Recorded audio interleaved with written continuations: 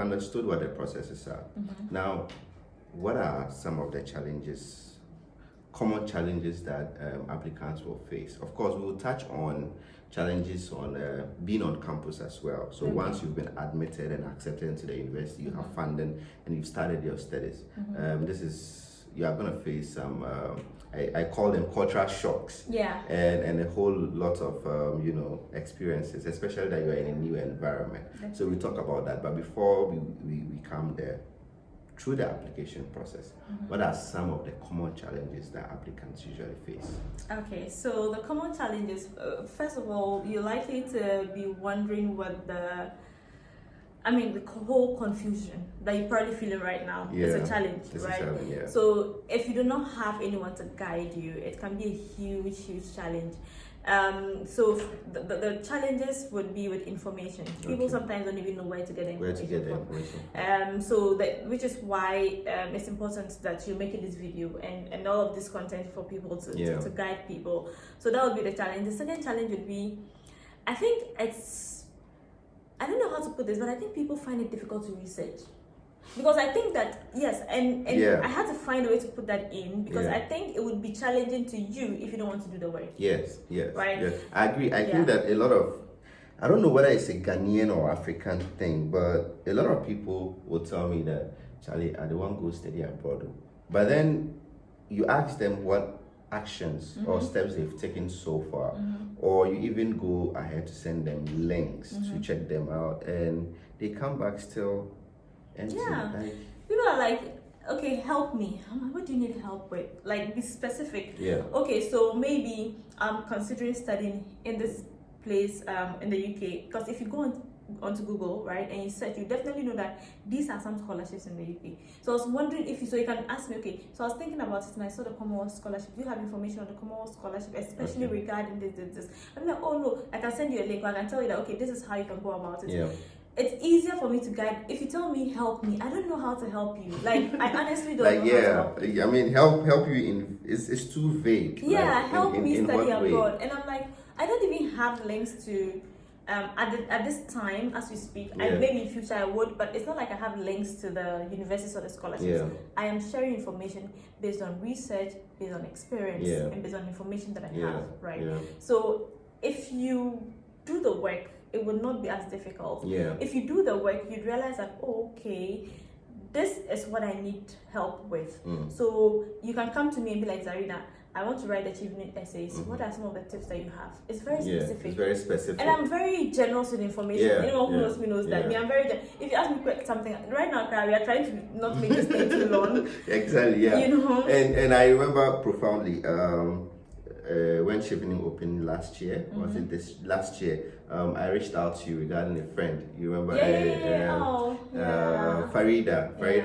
I reached out to you about her and the assistance she needed, and she gets back to me. I'm like, Serena, it's wonderful. She's awesome. She's awesome.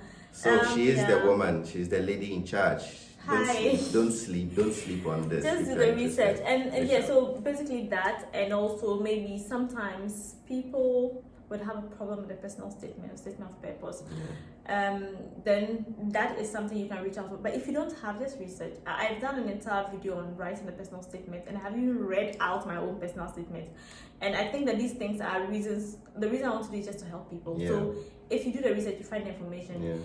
So the common challenges are these. I mean, I would have said, getting a visa, because that's also another thing, right? So maybe some people, especially in the US, sometimes you can get your admission, you can get funding, but they deny you. You know, the UK is quite. I mean, I'm not saying they give everyone, but if you're a student, I haven't heard a lot of cases of them bouncing. A lot of people who are going to study rejecting. But so these are some of the challenges. But I'm like, that's the least.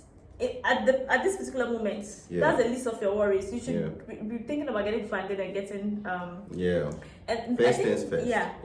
And the biggest challenge overall, as you know, it's a lot of information. Let me just conclude with this one. The biggest challenge overall is for people who get admissions when they don't have money. They don't get funded. Like, that's the biggest challenge. Because then you have more like 1 foot in, 1 foot out.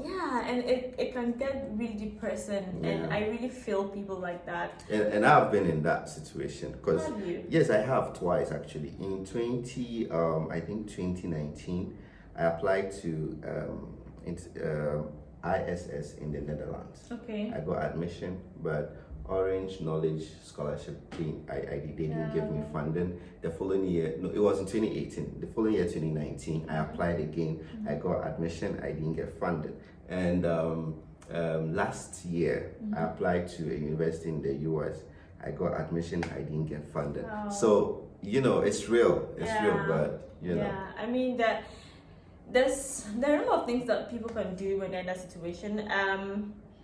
But yeah, if you don't, I just said if you don't, just defer and work on it. Yeah. But there are things like maybe government, apart from the university scholarship, you can consider government scholarship. You have Get Fund. Well, I know some of them are some type of way. they are nearly impossible. Yeah. To get, but you still can So try. you can consider those ones. You can also look at some various organizations. You can also talk to family and friends if they are willing to chip in some money. Some people do that a lot, and then when they go, they work, and then so it depends on how you want to go about it. But if it's getting really frustrating for you, you can defer and work on the funding. Yeah, but I trust you will get funding, so don't sleep on Amen. this. Send in the application. We understand the challenges of applying and going through the processes, and I'm sure we understand how to navigate them as well. So, what are the challenges again as an international student studying in the UK? Well, it's not a bed of roses. You definitely face some challenges. It just reminds me of the very first time I ran in the UK, but I think I'll shelve that for now. I'll get her to tell us. Yeah, I'll shelve that for now. But I think it's very challenging. First, the weather is crazy. Okay. The weather, especially if you've never traveled out, right? The weather can be very, very, especially because a lot of times international students arrive in the winter. Okay. It's really, really cold, so you have to make sure you get your warm clothes. Okay. That's one. The second one would be adjusting to the different educational system or the difference in the educational system, because it is intensive. Like it's really, really, really like you have to. I mean, they're supportive, but you have to do the work. Like you have to do a lot of research. Yeah. It's like that kind thing that they give you. Have you heard of the case of the people that they tell them to open the book and still write the exam? And then they open book exam, and then people still go ahead and fail.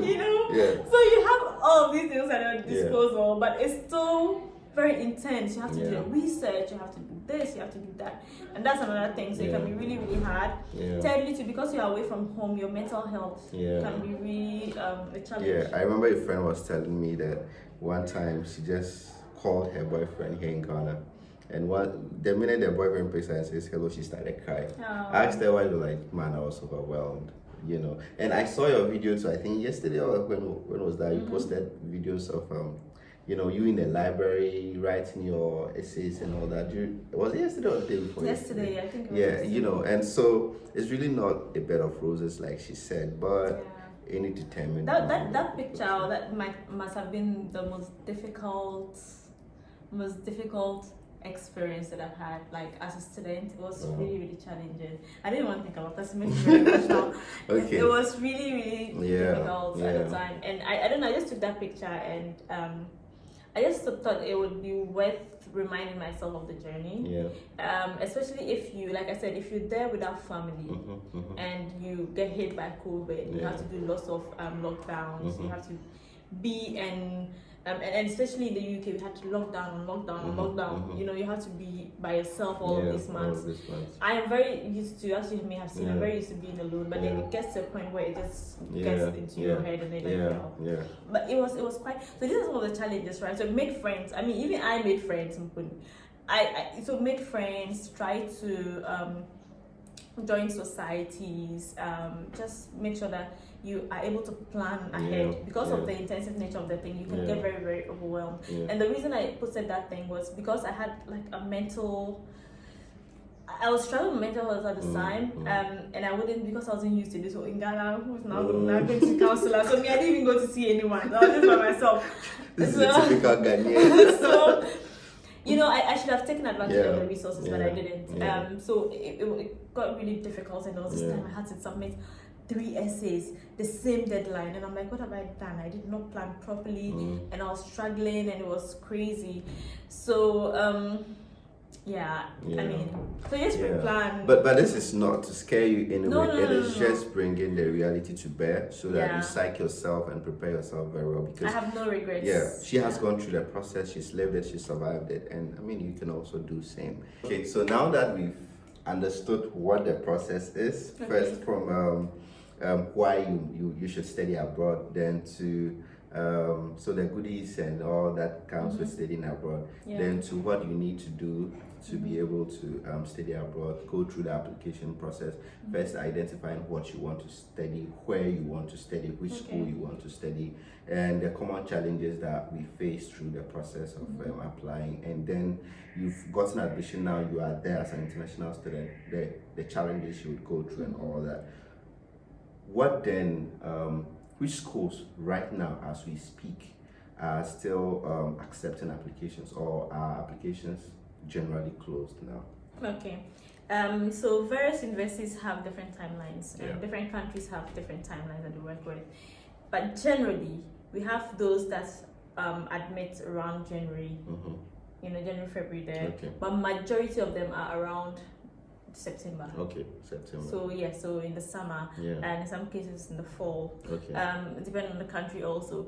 So I would say that there are lots of universities, I can't really mention Yeah. names, but I'll just say that you have to look out for what you want to study. Okay. Find the university, because it's not just about wanting to study abroad, it's about what value that education will give you. So think about what you want to study, find the universities that you want that have that program, depending on the country you want to go to. Yeah.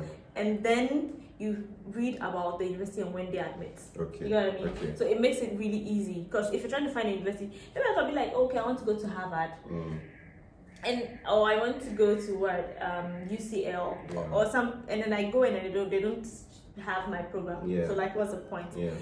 So I would just say that. So, but majority of them open around, well, let's just say September-ish.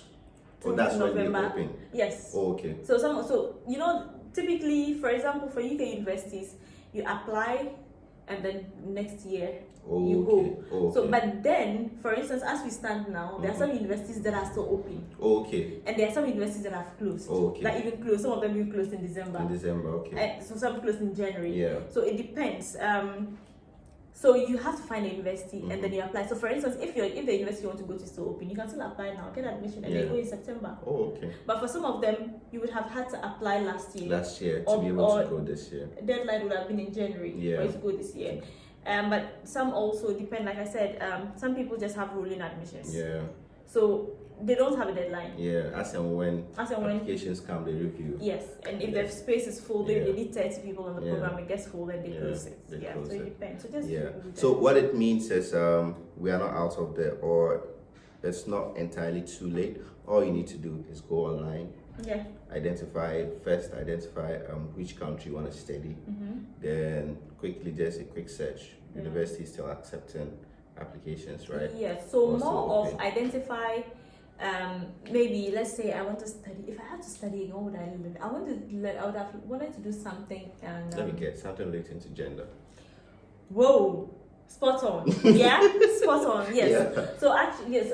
Anyway, Yeah. definitely gender. Maybe gender and international relations.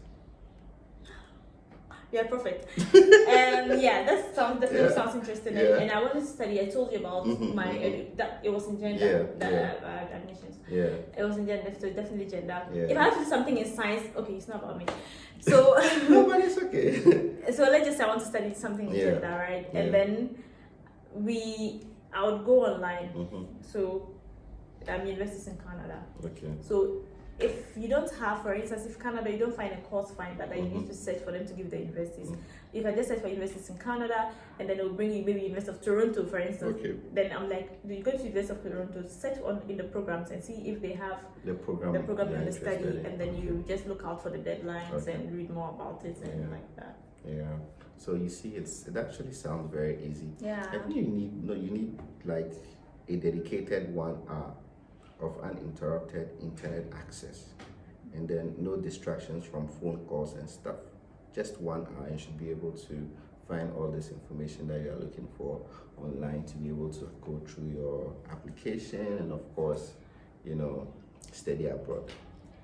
Absolutely. Yes. So yeah. So what other information would you want our viewers to take Oh, the information that I would want people to take away from this is that about 4 years ago, when I was also when I hadn't started studying, because I think I started studying in 2019. So let's just say by 2018, at the time, everything seemed overwhelming to me. Yeah. You know, so a friend of mine had gotten a scholarship, and he was even giving me the information. I'm like, I just don't get it. I don't get it. But don't worry, I think I'll figure it out. And that's the spirit, right? I really like to help people who want to figure things do out. it. Yeah. You know, and then it's a motivation for me it's to a really, lot easier. Yeah. So I would say that it's not as scary as it seems. It's not as confusing. It might be confusing, but it's figure outable. Yeah. You know, you can figure it out. So just go ahead and make sure that you put that in your plans. And if you want to apply for the Achieving Scholarship, for instance, it opens in August. So start doing your research. And I've created content on writing the scholarship essays and all. So you can, or just reach out and if you have any questions. Yeah. So yes, like I said, I'm putting a link to her channel for you to enjoy and get all the answers you are looking for. But one thing profoundly I want to tell you, the viewer, right now is don't sleep on this, because until you take that first step, things will not work out for you. And you cannot want to swim without getting wet. Definitely. It is not going to happen. So if you want to swim, you should be ready to get wet. So be ready to do majority of the work, to go online, research, because she can only help you halfway when you make the effort. Nobody is going to spoon feed you or stuff. It doesn't happen anywhere in the world. Yeah, so I'm just, sorry, someone. No, I just want to say that for those of you wondering, on Instagram is Z Study Hub. So Z Study Hub. So I'll put it down there so that you can just check it out. Just send me a message. Yeah. So please do. Please apply, okay? Please apply. Thank you so much once again, Zarina. You're welcome. So you would agree with me that it has been a lot of information Zarina has given out for free, 0 consultation fee, okay? So please don't let our efforts go to waste. Send in that application and reach out to Zarina to guide you throughout the process. Thank you for watching too, and thank you for having me, most importantly, because if you hadn't invited me, they wouldn't have gotten this information, so I appreciate it. Thank you so much. Thank you so much. And thanks for the good job that you're doing. Oh, thank you too. And thank you too for the bigger job you are doing, because she's the boss around all this steady thing. So thank you so much. If you still haven't subscribed to this page, please do subscribe and go subscribe to Zarina's page as well. Take care, enjoy, and see you in the next video.